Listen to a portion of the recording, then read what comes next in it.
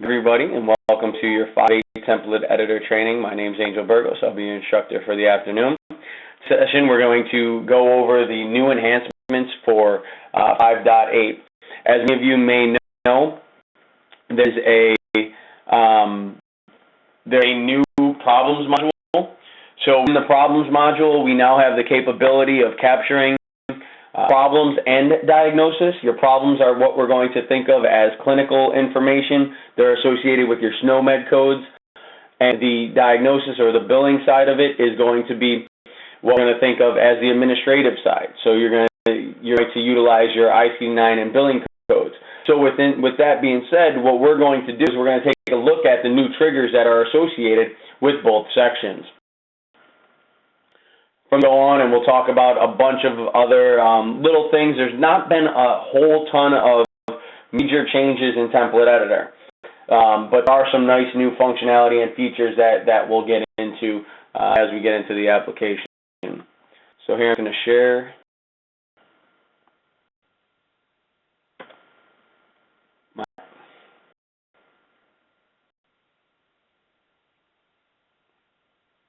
EHR showing up momentarily. There you have it. And what we're looking for here is our diagnosis. All right. Under your diagnosis or your problems module, you'll now notice that there's two tabs. We cover all of this module in another training. I'm just giving you a heads up of what we're planning on building into our template. So here again, your problem is what we think of as a clinical aspect. There's a new search window for that. So if I was looking for a particular element, I could find it pretty easily, that value, and then populate the data within the actual module. Same thing holds true within the billing and ICD-9 section, or ICD-10, depending on which one you're utilizing. So I can come in and I could select a particular patient diagnosis if necessary. Run a search, run against the entire library, and find the information that I'm looking for. So this is what we're going to do within Template Editor. We're going to take this information and be able to build it and populate information and data from a template into our module. So let's go ahead and switch over to Template Editor. I'm at liberty to already create a template for us to utilize for today. At the top here, you see that we're going to start with the diagnosis upload triggers. Taking the liberty of creating some snippets. These were introduced in 5.7, allow us to easily drag and drop information that we don't want to have to create over and over again. So for this one, for the diagnosis upload, I'm going to simply take this snippet, click drag drop, and I'll see my values that I'm looking for. Now the triggers on any of these fields, with the exception of the status, I've already built in the triggers for this, just because it's just a DB pick list, nothing new there. And our clear option, I built in the triggers to clear out everything as we're actually getting into it. Now here we have the ability to add and a new functionality of updating to the actual diagnosis module. We had to go in and utilize stored procedures and all types of stuff to get some of this stuff done. Here it's just a basic trigger. So let's get in and take a look at some of the triggers that we're going to need. The first thing that we're going to need is how are we going to populate these particular fields. So we're going to build a trigger on the diagnosis description that's going to allow the pop-up that we've seen in EHR that allows you to search for a diagnosis or an ICD code. Pull that up here. So it's going to simply click, add triggers.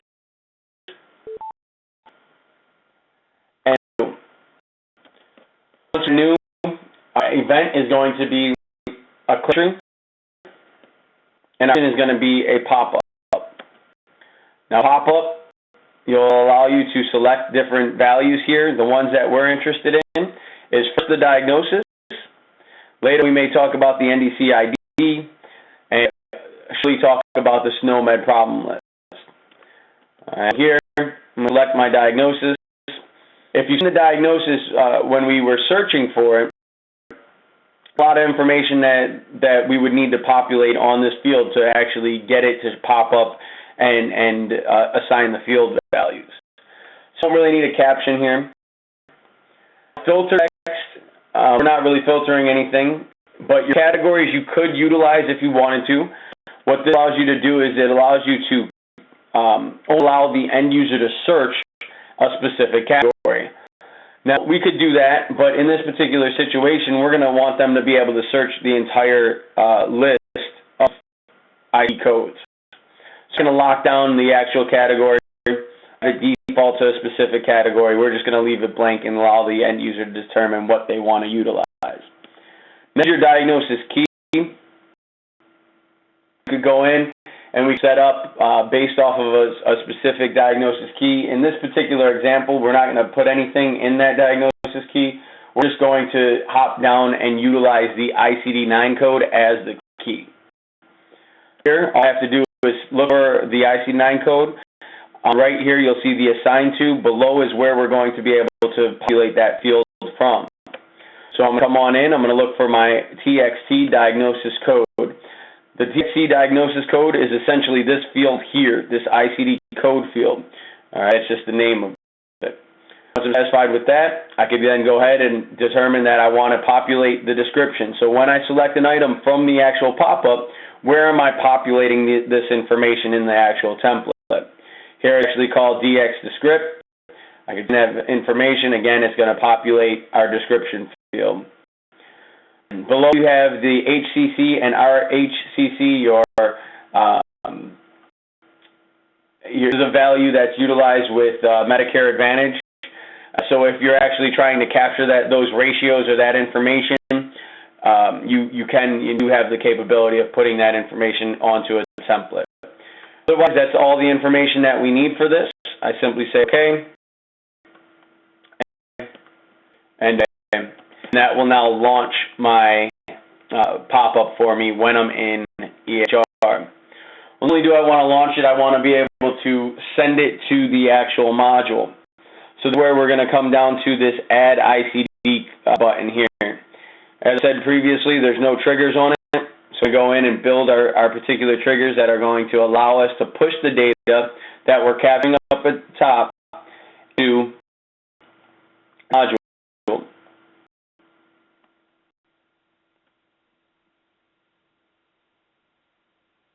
Here, we're just going to come on down, add new, your button click.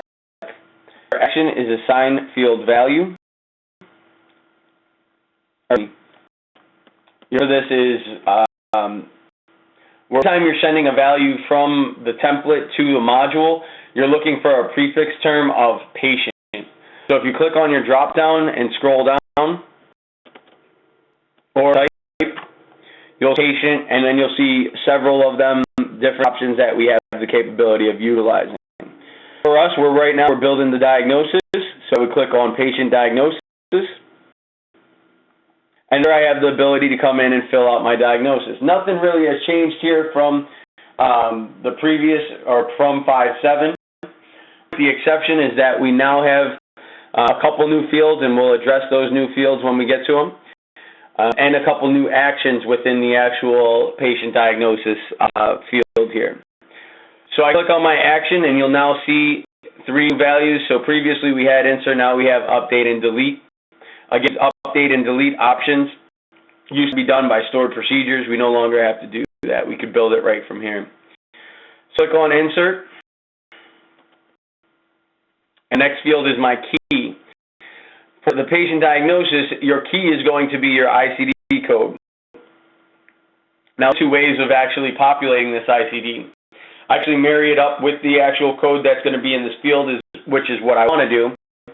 Or I can go in and I could search through the entire library and have it be based off of a 1-to-1 ratio. Meaning that every time I click this add button, it will then populate or push that specific information directly into the patient's chart or into the module. An example of that would be is if I go into an HPI and I want this to be an assessment for today, I can say, you know what, let's attach this to a single button, and when I click on that button, assign the diagnosis of 250.01, 250.02, whatever the ICD code may be, directly to the module. case for this particular trade, but what we're going to do here is we're just going to marry it up with our actual ICD code. So I'm going to scroll down until I find my dyad code. So that. Now, based off of that, it should automatically pull the description with the code, so you really don't have to populate the description. The chronic, this is a new functionality. In 5.8, they've given us the opportunity now to actually, oh, I closed it. I didn't think I closed it. I apologize. They've given us the opportunity to actually document not only whether or not that particular ailment is chronic, but you also have your status. So previously, we used to have to say, utilize the status to determine that it was actually chronic. Now what we have the ability to do is say, yes, this is a chronic condition, but it's an acute chronic condition, and the severity is mild to moderate. So instead of us taking away our status to just say it's chronic, we could still say that it's chronic, and we could say, you know, maybe it's chronic active, or whatever the case may be, we select from this particular list. So it's been something that's been asked for a long time. We finally have the capability of doing it. In Template Editor, here is I've added a checkbox, and it's going to allow us to match up that value with that particular checkbox now. It's a new field. One about the chronic value, when you're utilizing a checkbox, the properties come over with a 0 and 1, 1 being checked, 0 being unchecked. So the way that they built it into the actual system is with a Y or an N. So if you do happen to build these, make sure that you change the value to an Y or an N. That way you can actually set up properly and it'll work. We'll take a look at it, and I'll show you exactly what I mean when we get into the properties. So check dyad chronic, I'll utilize that.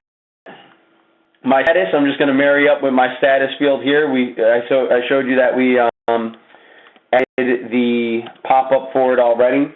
Not going to do anything with severity. Your onset date is not, you could fill it out. You could fill out your onset date and diagnosis date. Just understand that this information is going to go over automatically when you click on that ICD button.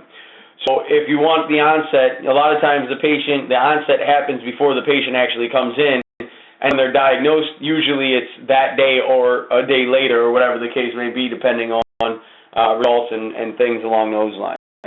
So you could leave blank. It's entirely up to you if you wanted to utilize them. Here are your notes. We could add new text if we wanted. And this information, that is going to get pushed from the template when you select it into the module. Priority, this is a new all these fields here are new functionality. Your priority will basically don't really do much here, but if you are utilizing the update function, it definitely comes in handy, because when you actually push this into, let's say, a data grid or into the module itself, the system will automatically generate a priority. So then if you wanted to, you could actually pull that priority and point it, and basically see what the priority is based off of the value that you have in there. In this case, we probably don't really need to add any value, but I'm going to marry it up for GP. Here's your unique identifier. Your unique identifier is going to create a unique value when this is loaded into the actual module. So be a GUI, a GUID, that comes in that will allow us to determine that is the value that is in the actual module. And if we wanted to update it, it's going to rely heavily on that unique ID that's attached to it. We're going to add a unique ID from here. Usually you don't really need it until you update, but we'll go ahead and add it already. I just did that, but I apologize. Unique ID. And lastly is this results. You'll see up here the results field. What this does for us, it allows changes with ICD-9, ICD-10, SNOMED, and everything else. It allows for an output. So basically what's going to happen is when we go ahead and send to the module, the system's going to read going on, and if it was successful, the results will reply with a value of 1. If it failed for whatever reason, they'll reply with a value of 0. So that way you know whether or not this was successfully added into the module. What do we do with that? Well, we could run alerts off of it. We could do messaging, whatever the case may be, off of that alert. So what you need to do is you just need to marry it up with a field, and in our case, we've already created the field. It's called your result field. And if you have that, you should be able to utilize the actual application. From here, I'm going to simply say OK. Okay. Now, usually when I'm building triggers, I'll do 3 to 4 triggers before, and I'll go ahead and save it and test it. You don't want to get too far ahead of yourself before you start testing your information or testing your data. Save my template in EHR and see what's going on for us. That's fine.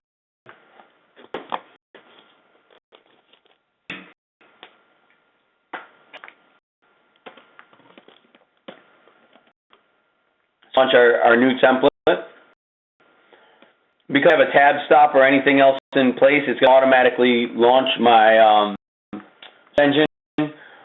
We'll take care of that really quick as soon as we get back into the module, otherwise it'll keep popping up here. This is the same search engine that we see if we went into the problems module. I see all diagnosis. I could run in, I could search for a specific diagnosis. The patient's diagnosis, the chronic. I could add favorites. I utilize my categories that are set up in file maintenance. Really up to me on what it is that I'm going to do.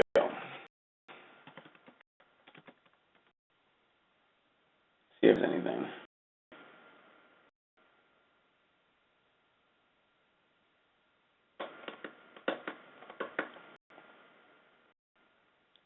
While we're waiting for this to search through the database, this is beta. It's not LGR yet, so a lot of things, or some of the things that we're seeing now, may actually be how they're going to result, or how they're gonna be in the finalized state.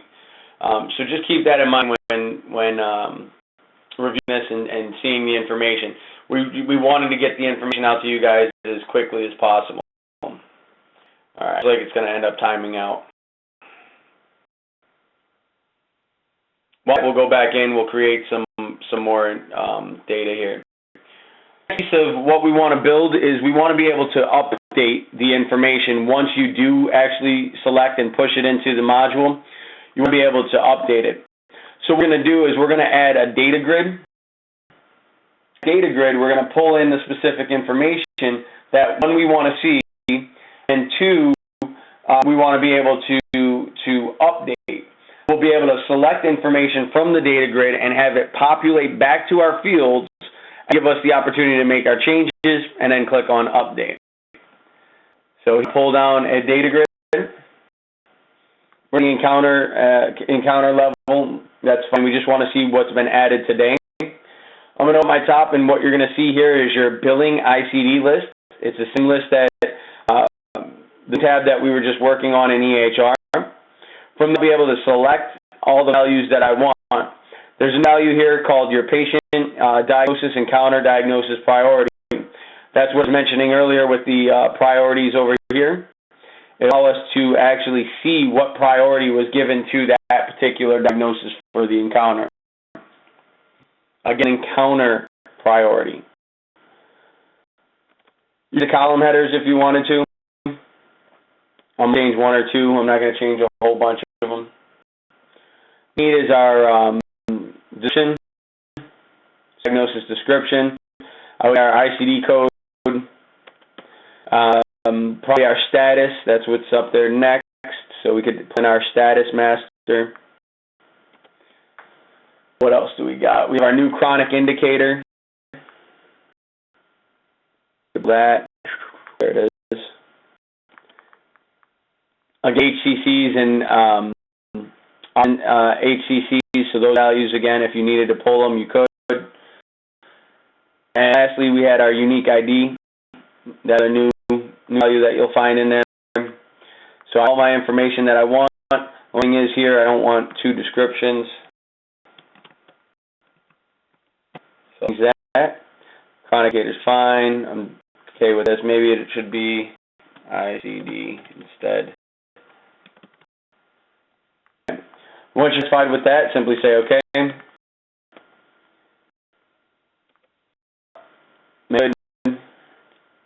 Probably not going to need that much room. Description probably need more room. IC, probably not that much. Stats should be good. Chronic indicator is just going to be a I or an N. So not that much room either. And your unique ID is probably going to be pretty long, so that'll need as much room as you can give it. All right, so it looks good here. And I want to set up my on my data grid here. That's going to allow me to select a value and populate the fields up above. So here's going to be my encounters for the day. And wanted to change something or edit something. If I said, oh, that wasn't right, I could highlight it and automatically populate my data above, and then I could actually change not too much within this one, but it does allow us to update some information. So I'm going to right-click triggers.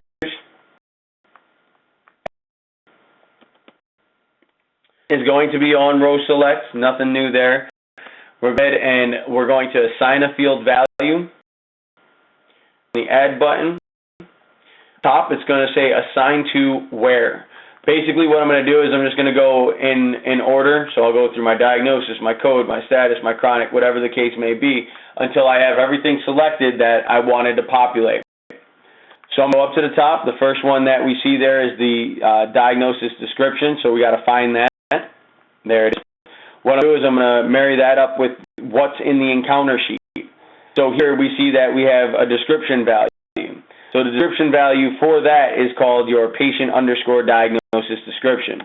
So I'm just going to add that button, come up to the top, change my value from description to diagnosis code.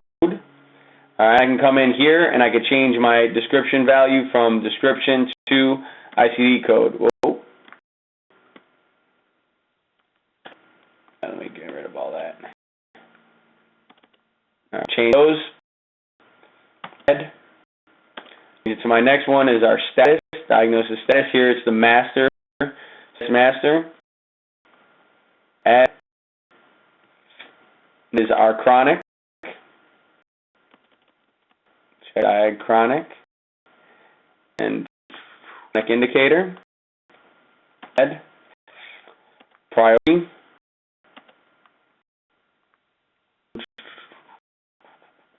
And priority. Add ID, ID, and lastly, your results. Results actually in this window. No, okay. So results. So it should be everything from there. After you've added everything, you simply close. And there should be 6. 1, 2, 3, 4, 5, 6. From there, say OK. And OK. Save. Now we have to build the trigger work on the update button. So what we're doing is we're taking this information that's associated with the unique ID and saying, okay, this unique ID has already captured this data behind the scenes. We want to update X and Y and put it back into the encounter sheet. So onto our update button, add new.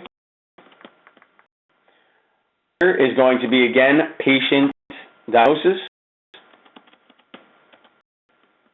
We build our trigger.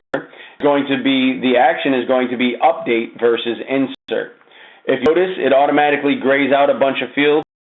We'll be able to utilize either the chronic, result. It's all going to be based upon the unique ID over here. So we'll go ahead and marry up the one value that we have on our screen with chronic value. Now it's going to read the unique ID and then allow us to determine yes or no for that chronic condition. So all I have to do here is I just got to find my unique ID, match that up. If I wanted to get an output, again, just to make sure that it did go back into the module, I just have to match up that result field. I'm not sure why they didn't give us the capability of having full update capabilities. I actually reached out to development and waiting to hear back. But in Prius, we had full update. In the SNOMED, we have full update. It's just for some reason in the diagnosis they didn't allow it. So what happens with that? From here, simply say OK, OK, and OK, and test it. It expired on us. Let's just see if we can get a paid diagnosis in there.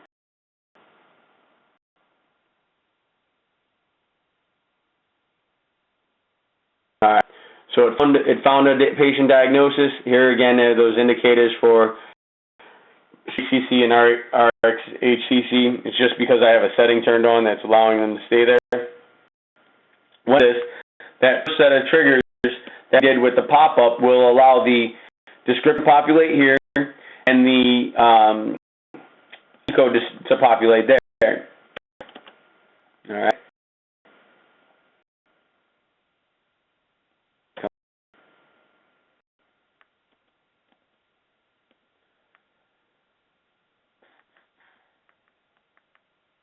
It's not us. What it's saying is that that encounter is probably grayed out.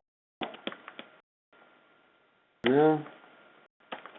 Not sure it wasn't letting us, but here you go. You see the value come in, acute SEMI on the description, and then the ICD code showing up there. I could then select my status, which is active. I can whether or not it's chronic.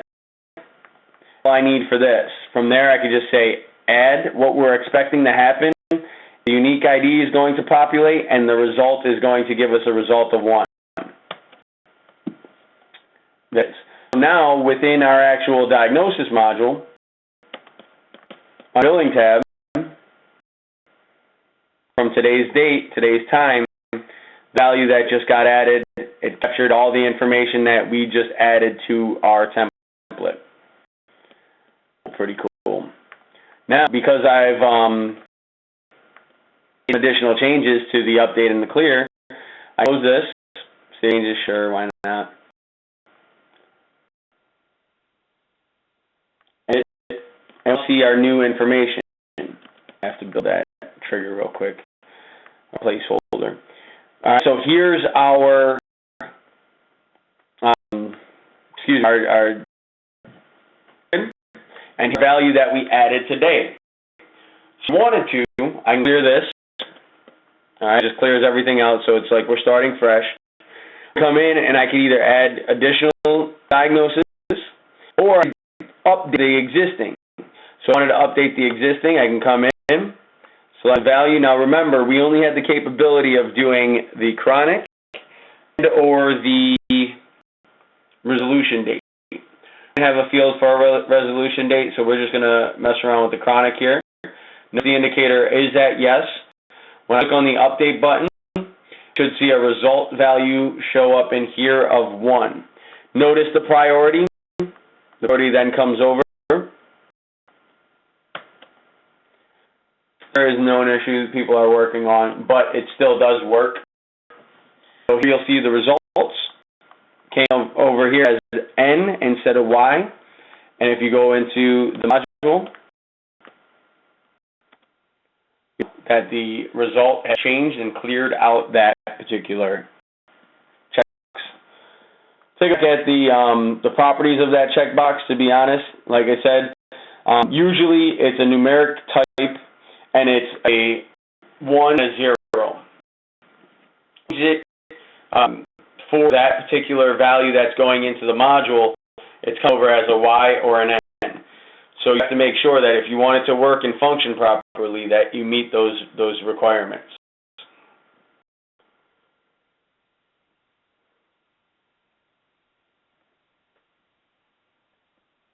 I think that is it for the diagnosis. Let me just take a look at my here.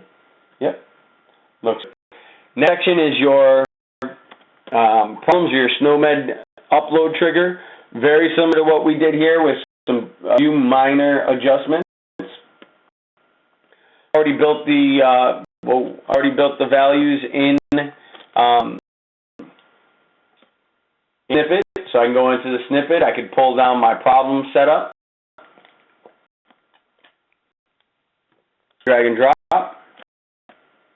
There's all my information. That the values search are based upon the description, the concept ID, and the fully specified name.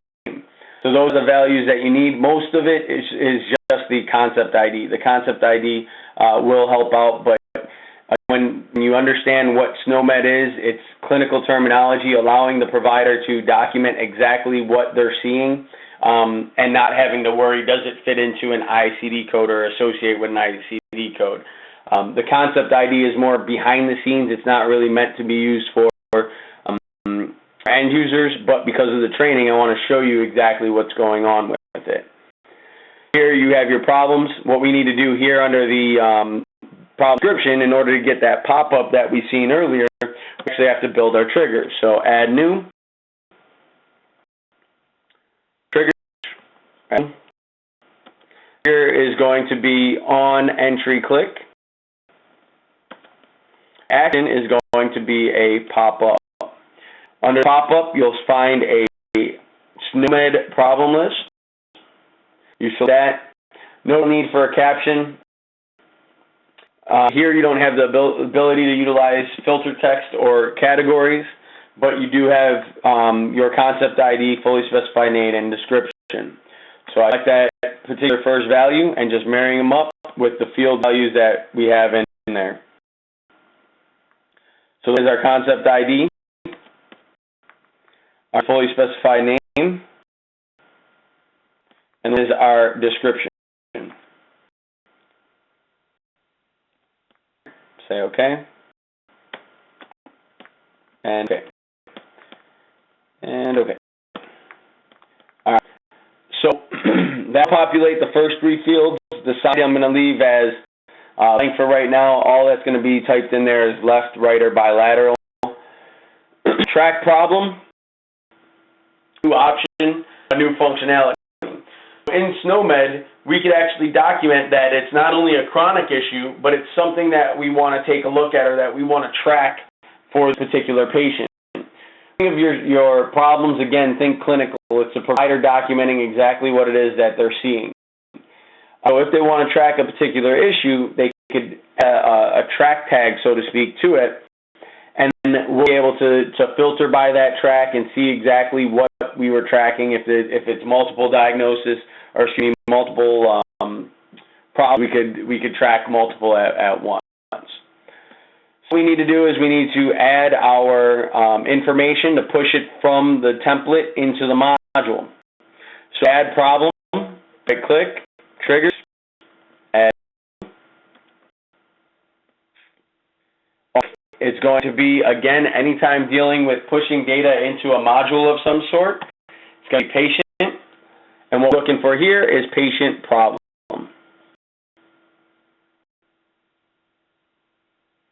Problem, again, the actions, everything's new here. Everything's new here. Again, this is that SNOMED side, so this whole window's new, every piece of it's new, but for more, it's the same functionality that you're used to. Insert, your key is going to be the concept ID. Again, we have that same ability to marry it up with one particular item. So every time I click on that button, it gets added as a particular problem. But that's not the case for this particular example. So all we're going to do is we're going to come in, we're going to marry that up with the concept ID, which is your concept ID there. A description and that information should automatically pull forward, but we'll go ahead and add it anyways. And the problem description and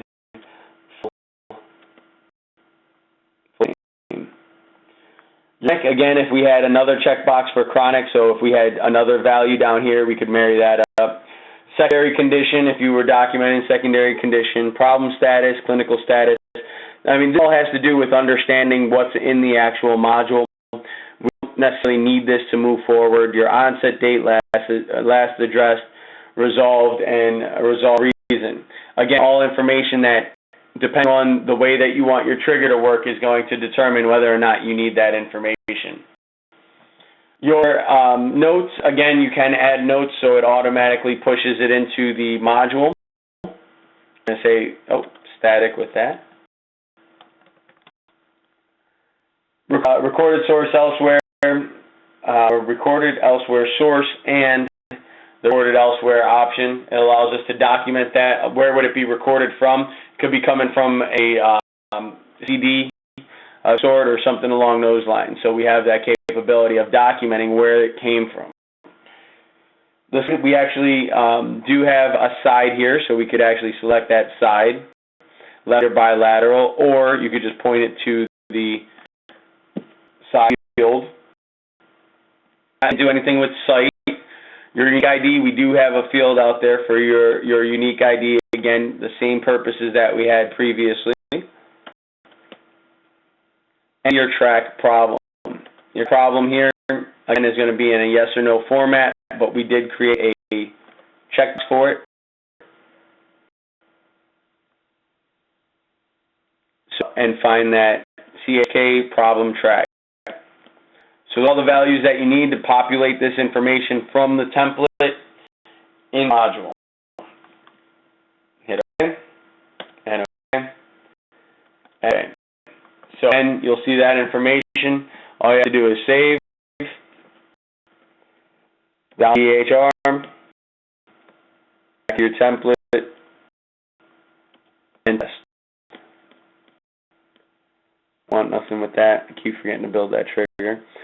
Your problem SNOMED upload trigger here, if we click on this window, we should expect to see the pop-up. Here's the pop-up. We'll add anything else.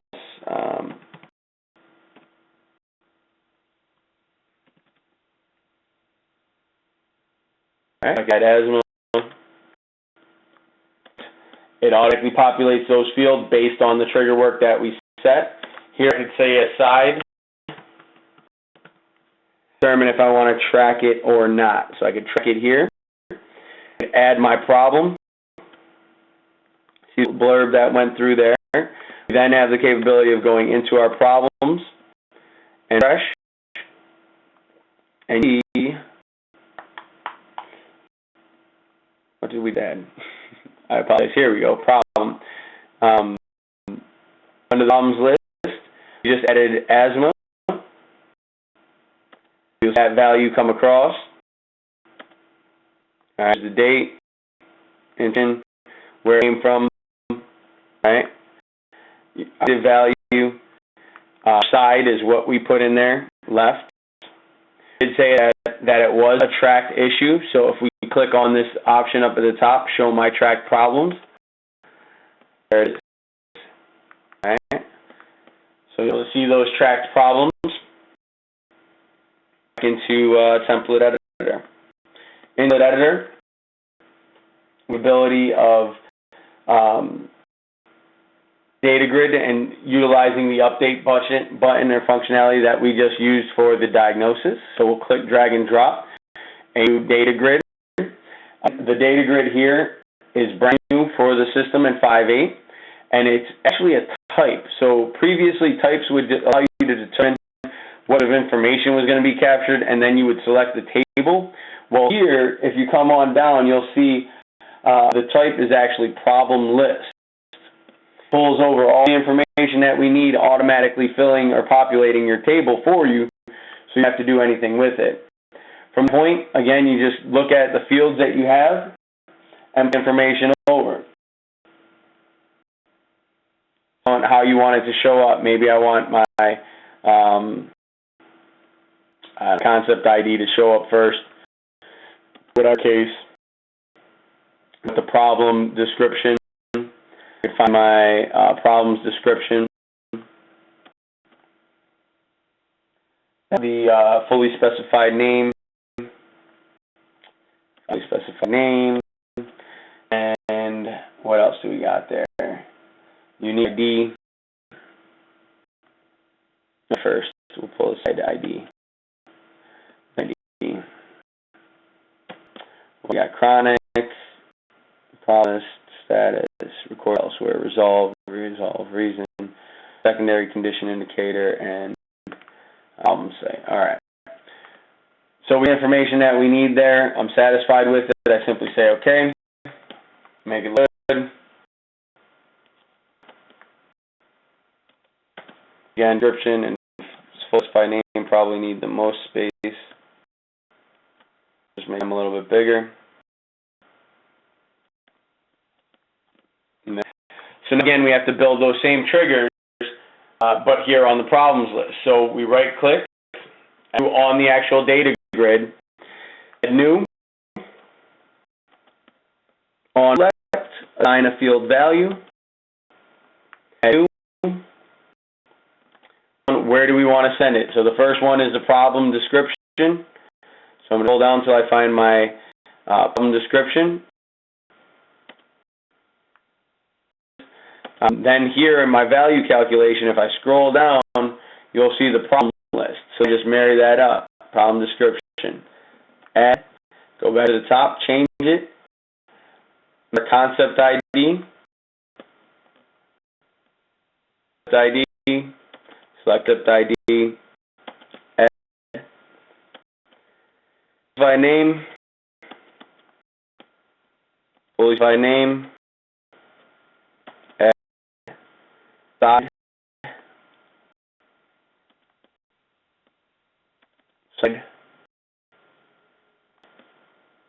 Unique.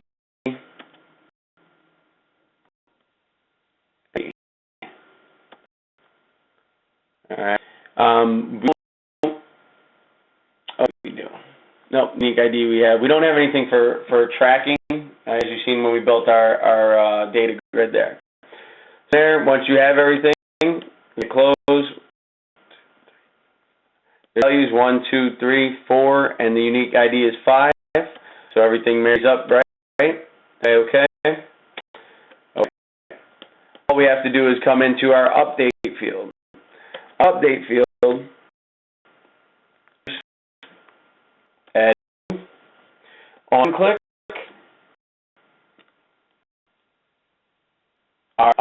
Whenever sending anything to the patient's modules, key term patient. This is going to be patient problem. So from the diagnosis, the add problem. This time though, we're just going to do an update. Now notice all fields are still available to us here. Well, we can utilize them if we needed to. So we're going to start with the unique ID here because we know that we need that. Well, determine your side, your side. The option of utilizing the key, the concept ID, whatever the case may be up here. I'm going to go ahead and just associate it with the concept ID. So, again, you probably don't need the description, fully specified name, because the concept ID should be able to pull it. But because the way that this is built, with ProMed, the concept ID works as a listing for multiple synonyms. So the description may actually be more important than the actual concept ID.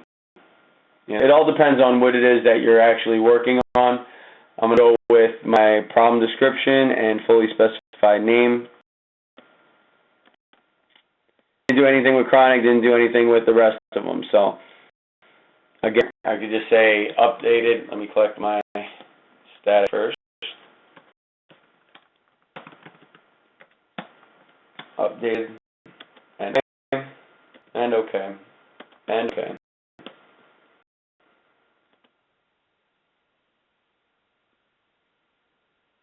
Test. Save and test. So I'm going to come in. Didn't trigger yet. Alright, so now here you'll see my data grid down below. We already know that the add problem works, but here if I wanted to change it, value, I change my side.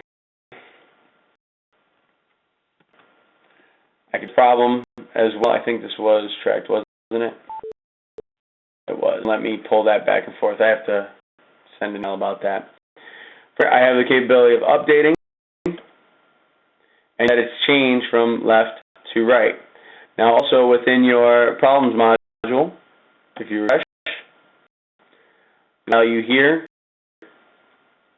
and to determine what side it is, you see here that I've selected right now, whereas originally it was left. The functionality that's pretty cool that we'll take a look at.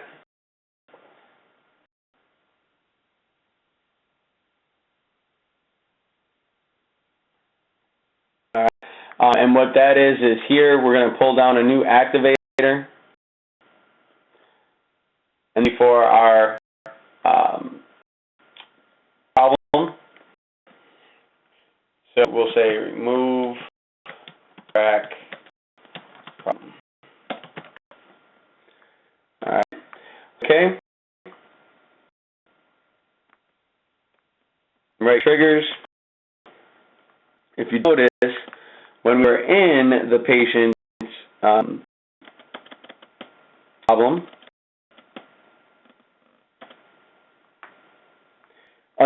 you actually have the capability of determining whether you want to track the problem or you want to remove track problem.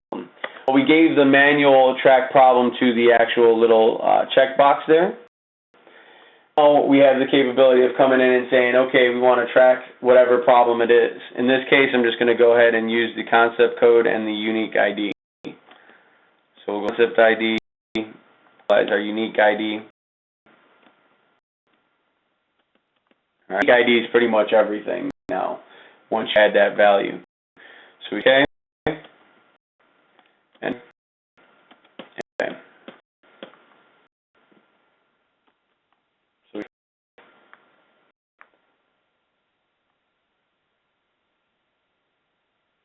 once to EHR. Alright. No.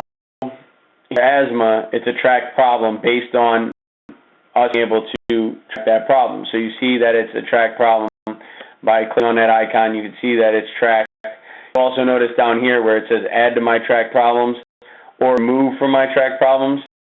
So it all depends on what you have selected at that particular point. So now we have it. It's all tracked.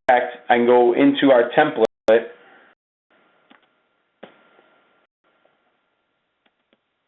Asthma, which we know is already tracked, and I click on remove track problem.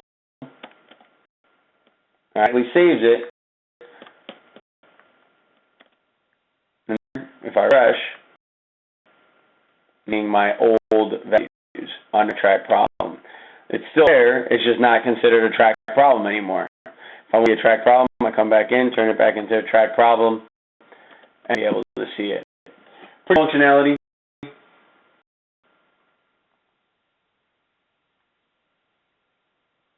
I think it's probably one of the coolest. It's going to really help end user.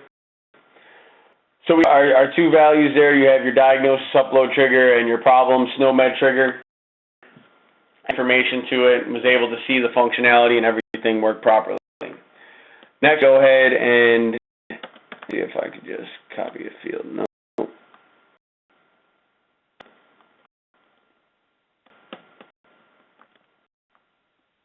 Found another label, and one is going to be what we call CD to SNOMED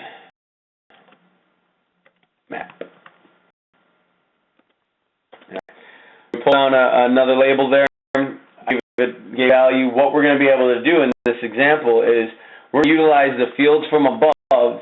And we'll take the ICD-9 codes or the ICD-10 codes that are saved up here. We're going to allow the system to manually map or search for a corresponding SNOMED value. So then it's going to populate our data down here and give us the ability to add that problem to our patient's chart. functionality. So I'm going to actually scroll down. I'm going to add another label so I can capture some information. So if we look at this later, we know exactly what it is.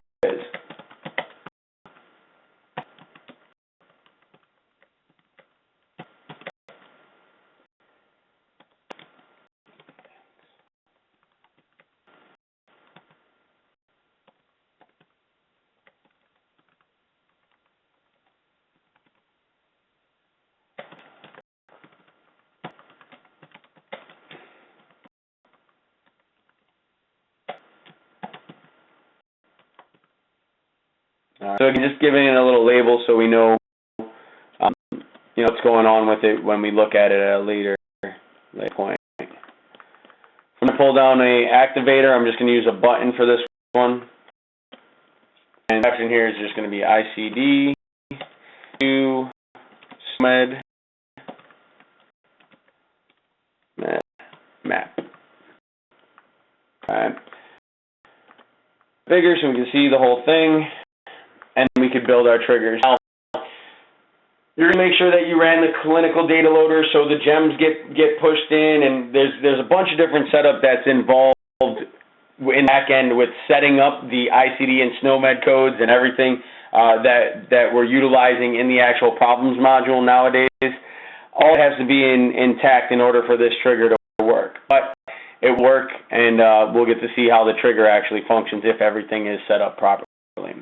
So we're going to go into our triggers, new, and when we add new, it's going to be button click. Our action is actually going to be, if you scroll down, you'll see ICD SNOMED map. You add up, and you could actually determine which way you want it to go. For our example that we have set up, it's ICD to SNOMED. So it's allowing us to utilize our ICD values, our descriptions, and allow the system to look for it and output a concept ID, full description, and fully specified name. We'll change that and say SNOMED to ICD, and then utilize the concept code here and the fully specified name here, and then have the output actually fill the description, the ICD code, depending on what you're actually capturing. So it all depends on what you want to do. In this example, we're going to utilize the SNOMED. So again, just select that value up at the top. Your ID is going to be the diagnosis code, which is up above. So diag code, your description is just going to be that descript diag. Your ID is again going to be that SNOMED concept ID. This one, because it doesn't open up big enough and doesn't let you, it's got to kind of guess and then come back and see if you ID. I was good on that one. I'll just go order and hopefully we get lucky. 2. Good. And your fully specified, this one should be easier to find. And if you're satisfied with that, simply say OK, and OK, OK. Tab stop up here because it's driving me insane.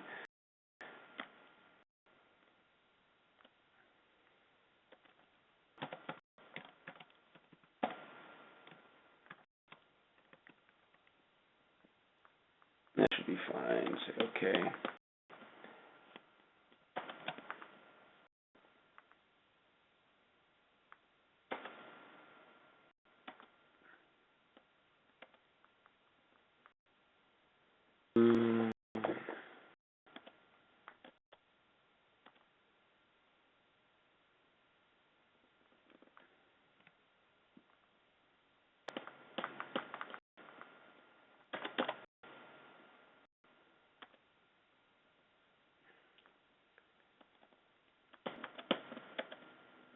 I just needed a tab stop. It was because the time we came in, it was dropping directly into that diagnosis description, and it kept launching the field there. So I wanted a tab stop. So hopefully it works and stop driving me crazy.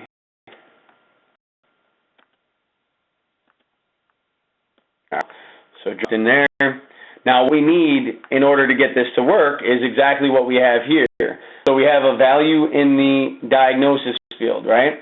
Well, it's going to take those values and then populate what it finds into this SNOMED field here, allowing us to then add to our list if we need to.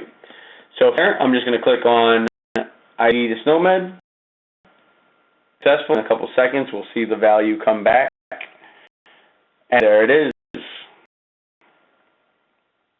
Okay. And that's what we had up at the top.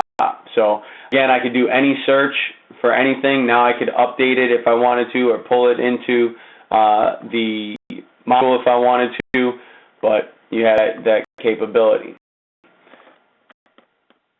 So good stuff. Really going to help, again, if they add it to the module or whatever the case may be. They could add a comparison tool where they click on that button. It sends value over to the module for us. Next piece is the trigger. There's been some enhancements with the procedures module. All right. Some of the enhancements were of 5.7, and some of them of 5.8. So with the release of 5.7, they have the capability of documenting NDC ID codes. So if we perform a injection of some sort or something along those lines, we could probably be reimbursed for that particular code. Each side has been able to document NDC IDs and CPT4 codes on procedures for time. Well, in 5.7, EHR finally gave us the capability of doing it.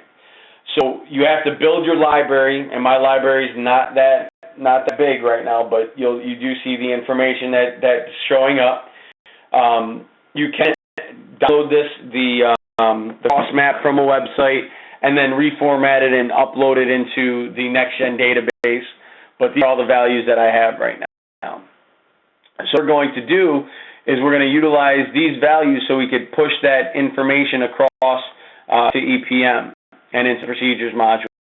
The new enhancement now this is an enhancement for 5.8, is that we now have the capability of adding up to 12 diagnoses. So that, with 5.7 it was 8, now for 5.8 it's 12. We have 12 different diagnoses that you can add. So head into our trigger, we'll see some information pop up. I think I have the procedures already built in. So here under our snippet, what I'm going to do is I'm going to scroll down a little bit, and I'm going to click, drag, and drop our snippet for this particular section, giving our label and our fields. All right. Instead of us just having to build the fields, and I'll open it up, there's no notes on them, but to be able to select a NDC ID and a description code. All right, description. So we'll build our triggers. So there's nothing on here, and this is new functionality. Be able to come on in, entry, click. Our action here is pop up. This time is going to be that NDC ID lookup. Then we just have to marry up our fields here with what we have. So our NDC ID, then we need our NDC description. Did I marry that up right? NDC ID. And here we go. Have my values in there. Okay, and okay, and okay. Now take a look at our procedures.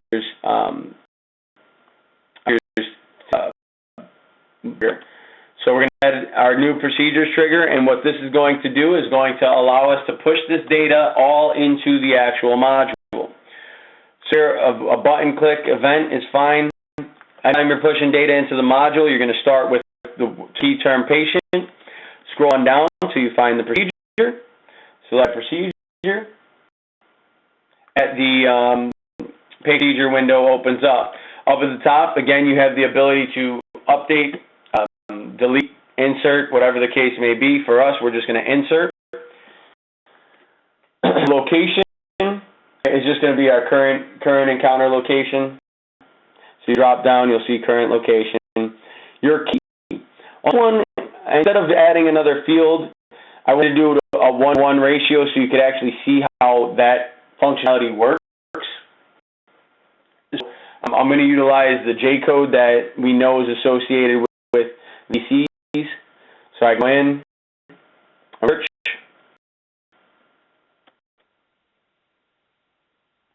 and J.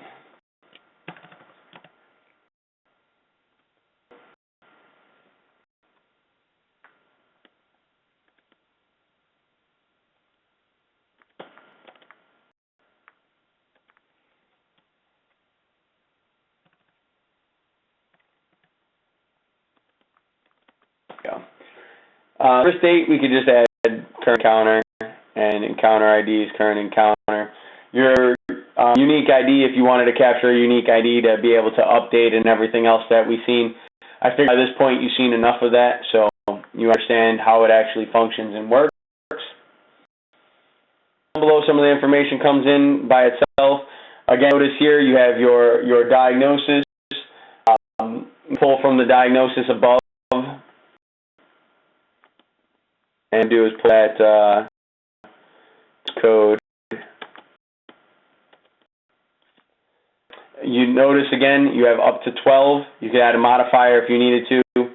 Here is another new enhancement for 5.8. You have your RX N, which is again basically looking at the NDC ID. So if there's an NDC code that's going to be associated with it, you can actually grab that NDC ID and pull that value in with the information that you have selected above.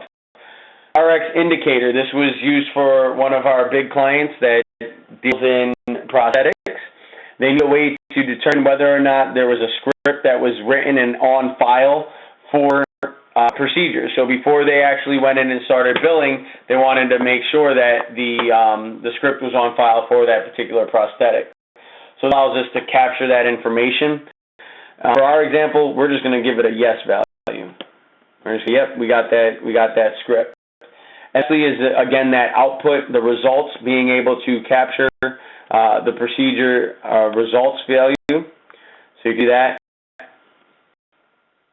You can see that associated here. And simply say, okay. My is empty, yeah, it's fine. And so what we're relying on is when we open up our module, that a diagnosis is selected at the top. NDC, you're going to go in and utilize a pop-up and select a value. And then you click on this button. We're expecting this to show with a 1 and that value to go into the procedures module.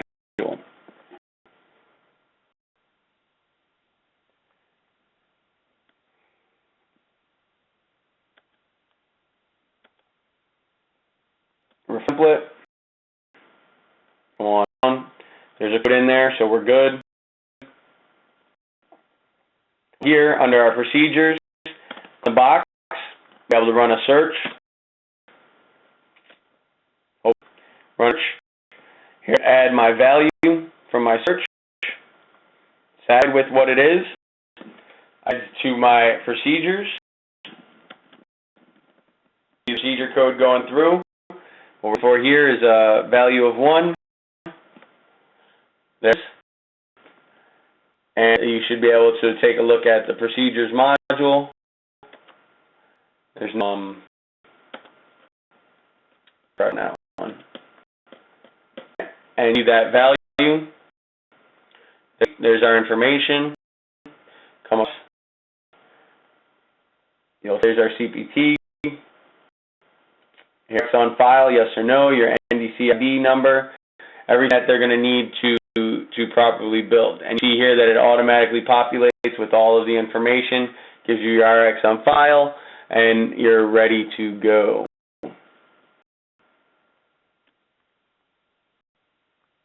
Next section. Those procedures.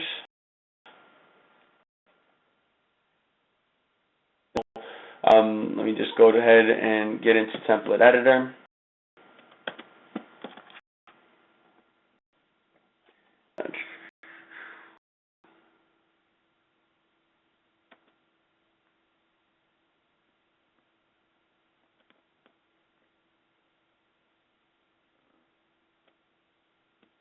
Just a label here.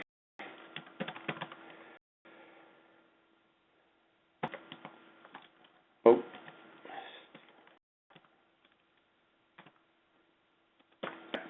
We have our information coming across. This is we have a new field style that we're able to utilize. So what I'm going to do here is I'm just going to set up and build a couple values. The first thing that I need is an activator. I'm going to click drag and drop. And this activator is going to be called, I think, required read.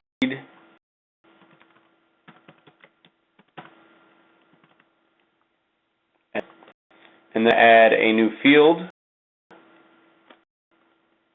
TST, underscore required. Alright, I'll make it maybe 50. It's going to be some type of text. And what I'm doing is here you'll see your style. If you click drop down, we have normal, read only, required. Those are typical. That's what we've always had. Now we have this require read option. The require read option allows you to basically say that a field is required, but then makes it read only. All right. So basically, that field has to have some type of data in it in order to save your template. So basically, it's on the case of read only as well as required. So when is that going to be used? It'll be used in cases where you're going to select a value and it populates another value, and then you don't want anybody to be able to change it, something along those lines. So from there, we'll say OK. I forgot how I just made it. I apologize. We're going to leave it as normal and let our trigger work on actual button. So build our triggers, add new.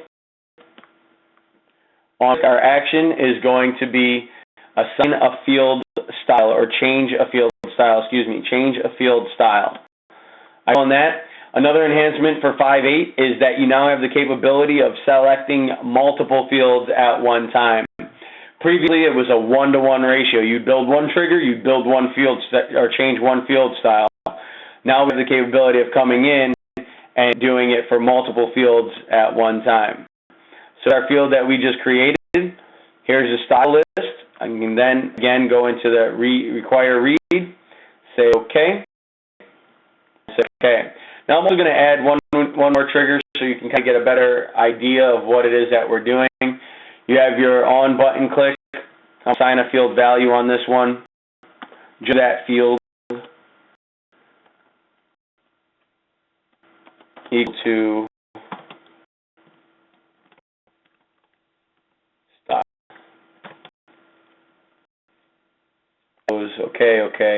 OK, save and test.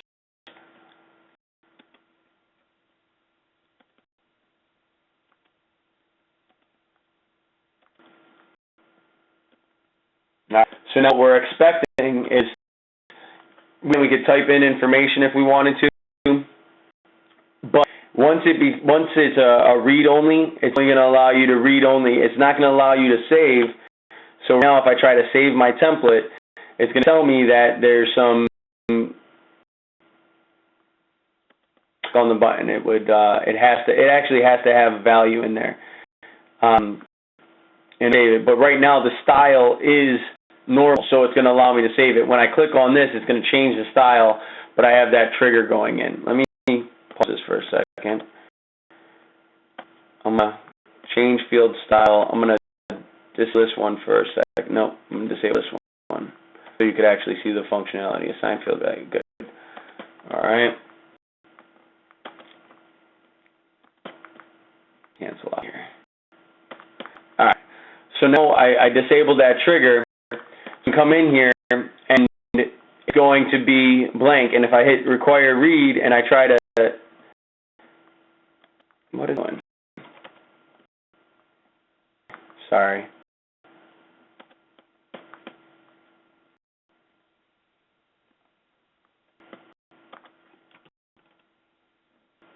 I'm not sure why it's let me save it.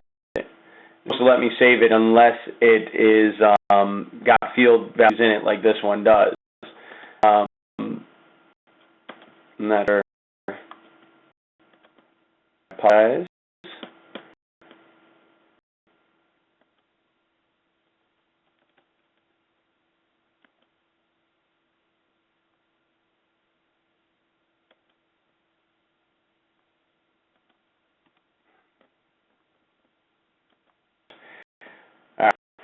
So what it's basically doing is, because I didn't change something, so it didn't allow me to save. Now that I changed something here, it allowed me to save, and it's telling me, hey, it's read only, but it's required. You have to have something in there. It cannot be blank. So that's why I was saying, okay, so I didn't save the template, but it's now locked out. I can't do anything except for cancel out of the template altogether and start over. Sometimes what you'll see is, in order for the module to work functionally or properly, something change. We're just going to go back with that same option here. I'm going to change something there. Then if I try to save it, no value, right? I change something again, and read only. It's in that style to read only. It's not going to allow me to save it. So what you'll find is you'll find a value like what we have here in our actual triggers or template, and I'll be able to assign that field value so it automatically sends the field in there and then makes it read only. Apologize for there. So come in and can say it's read only. Get file. It's still, I still text. No, I changed it. It's now it's read only. I can't do anything. Can't read it. Can't do anything. I can save it though, because now it was required. Now it has the value, has the ability of saving it. All right. Saw that though, guys. One's a pretty simple trigger.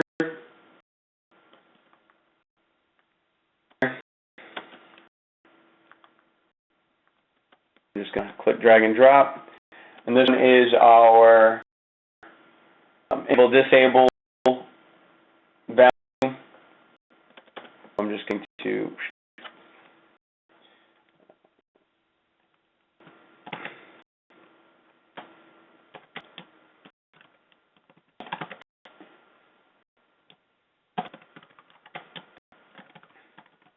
give it a label so we can break apart. All right, we need a couple activators here. I'm going to click, drag, and drop a in there. And this one's just going to be enable. More. Going to be disable.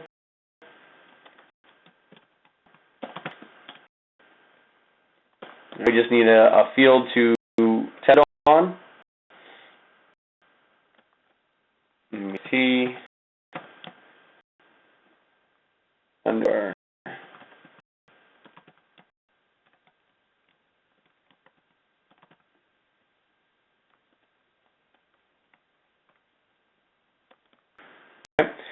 So now we need to build our triggers. What this is going to allow us to do is, if we click enable, it's going to enable it. If we click disable, it's going to disable that field, so it's going to make it so you can't edit anything in it. So we'll just build our triggers and test it out. So trigger number 1, on the enable button, on button click, and hold down, you'll see disable and enable control. Click on enable control. It's going to allow me to determine what field, the field that I wanted to select, and I can select multiple, as you can see. There's here, my trigger here, add. This one is your disable trigger. Again, same thing here. Field, say okay, okay. Save and test.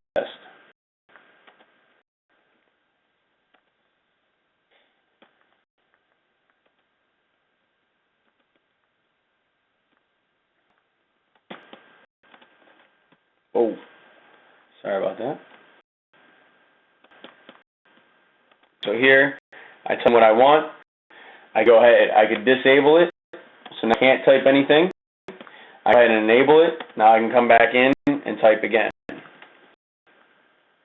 All right, it basically makes it read-only, and enable it allows you to perform whatever triggers are within it. So it's entirely up to you how you utilize that. That's a functionality. Pretty cool. On down. It's pretty cool. It was also an issue when the 5.8 was first released. It has to do with race grid. All right, and we'll talk about that here in a second. Race grid.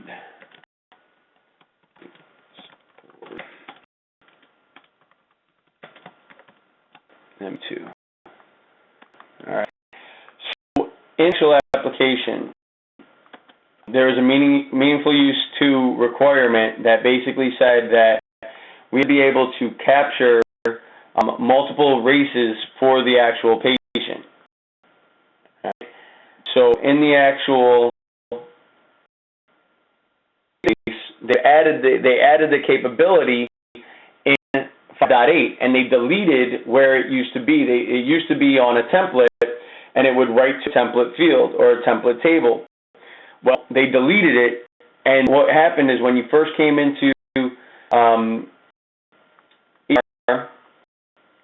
and didn't know about it, you would get SQL. As soon as you went into any template, you would get SQL errors if that field was hidden on that template, or if it was on that template. What you needed to be able to do is to be able to select multiple values. So this functionality is available to us, but kind of broke some other things within our template. So then, if you happen to run your update and you get those SQL errors that have anything to do with race, just understand what it is. There is a SQL script to fix it, but I believe they've resolved the issue going forward. So here we now have the option to utilize a race grid, the actual race table that populates and allow us to utilize that information for multi-select values. Here, all I'm going to do is pull down a grid, click drop, and under your type, all I'm going to do is click on the drop down and come on down to our race. There are the two different values that you have available to you, your race order and race.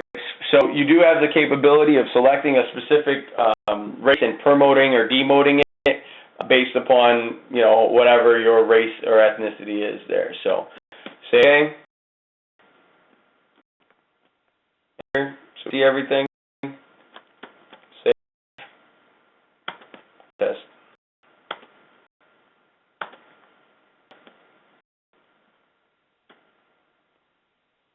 So all your values, either in numeric order.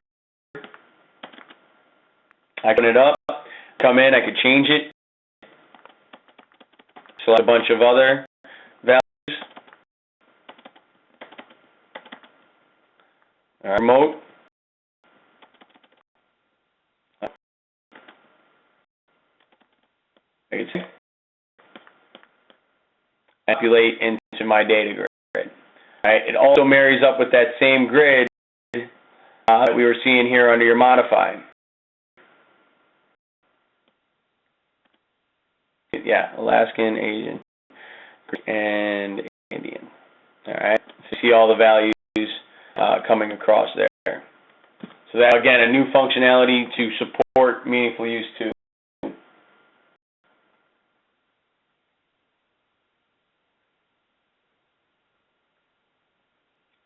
I really can't show you because I don't have Patient Portal loaded on my local machine, but I will show you the actual trigger that we're talking about.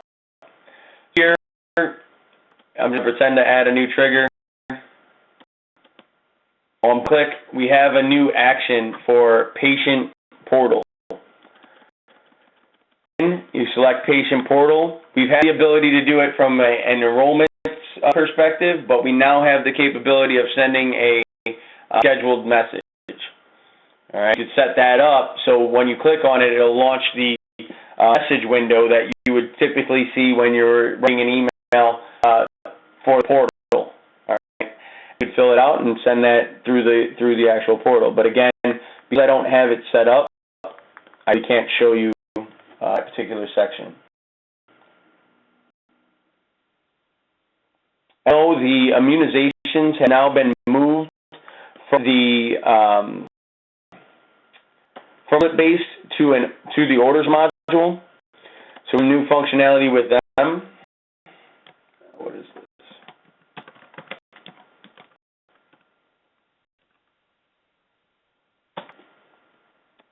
All right. We have some functionality with them. It's utilizing the same tool that we had the capability of using previously, your lab control. So on lab control, if you click drag and drop, you'll be able to change it from type, from order to results, vaccine. So be able to utilize basically the whole vaccine or immunization section from within the template.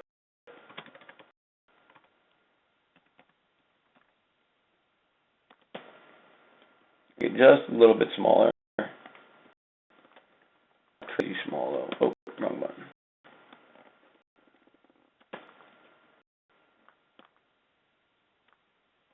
There, it should be good.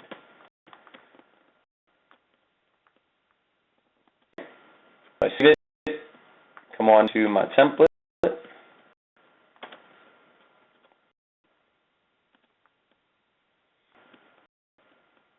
You'll see the full-on options that you'll have within the orders module as long as you're on 5.8 and KBM 8.3.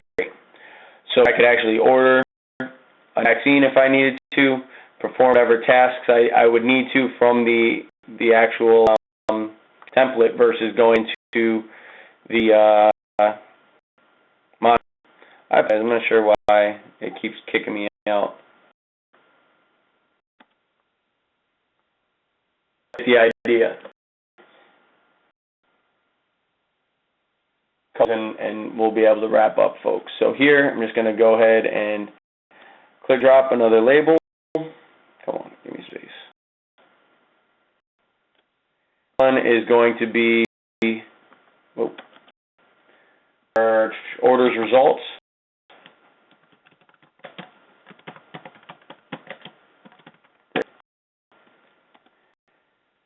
Now I have the ability to pull in your orders results. So if you are in EHR, and it's your orders, no results grid, well, we pull this grid directly into a template. So here, I can go ahead and click drop a data grid. And down here, you'll see your order summary sheet. Click it. Nothing you could do with it. Just leave it alone. Say OK. As big as you want or as small as you want.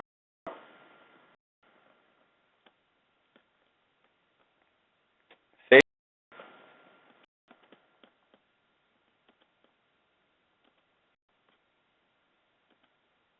It.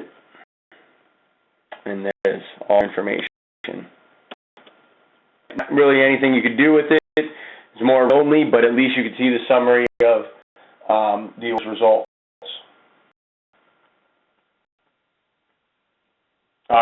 Lastly, last piece, a great new enhancement they've given us the ability to utilize. It's called your sub-template. So here we're going to sub-template.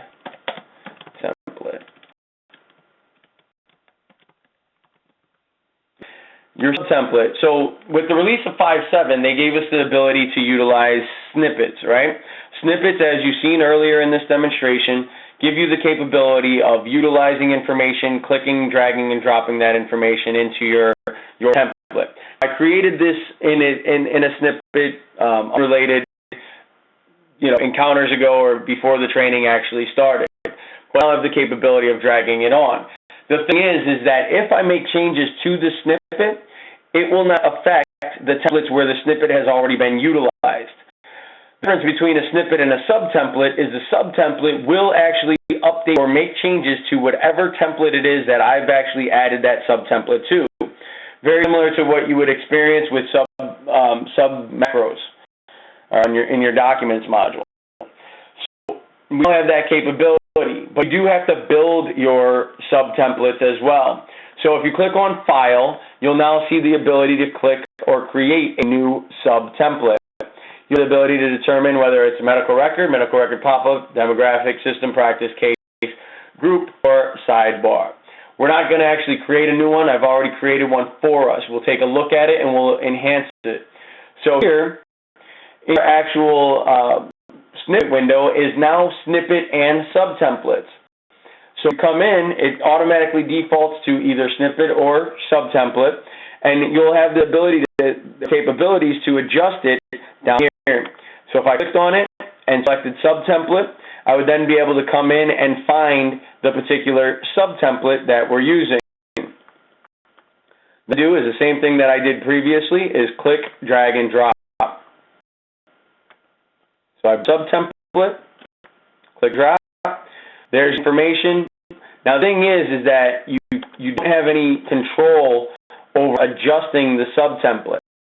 Right. If you want to make changes to the subtemplate, you go to the actual subtemplate. If I want to make changes to my snippet, it becomes embedded within my template, and I could make my adjustments as I deem necessary. The subtemplate does not allow you to do that. You actually have to go to the subtemplate to do that change. So let's go ahead and take a look at what we're seeing here. All right. We have it. Enter notes, enter data, whatever the case may be. Have a great Monday. Well, today's not Monday. We need to make an adjustment, right? So we have the capability of opening multiple template editors. I'm going to take advantage of that. Open up another template editor. Give it a second.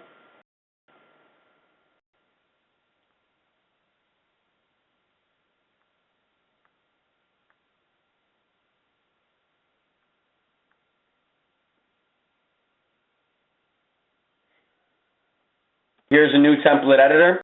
What I'm going to do is I'm going to open up new subtemplate. So I'm going to click on Open. I'll receive my search engine. Search engine, down here we have a new Find option. Click on that drop down. You could determine between snippets or templates, or depending on what it is that you're looking for. So I'm going to click on Subtemplates. I'm going to find my subtemplate. Add it up.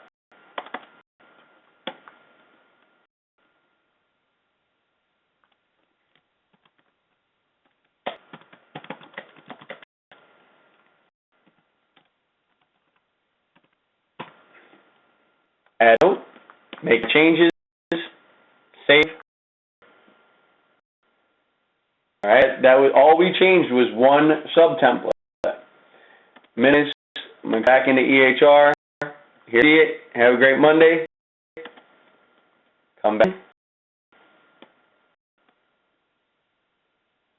Have Friday and weekend. Now, what's really cool about that, you're only seeing this on one template. Do other templates. Right, if I've used that subtemplate somewhere,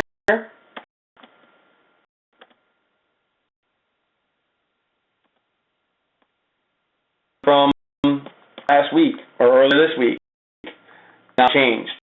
So one change on a subtemplate, it changes across the entire database wherever I've added it. Great enhancement, is really going to work wonders for consistency. Make that everything, you only have to fix it once. You don't have to remember, well, where was it? If here was there. Well, you make it once on a subtemplate, save across the board.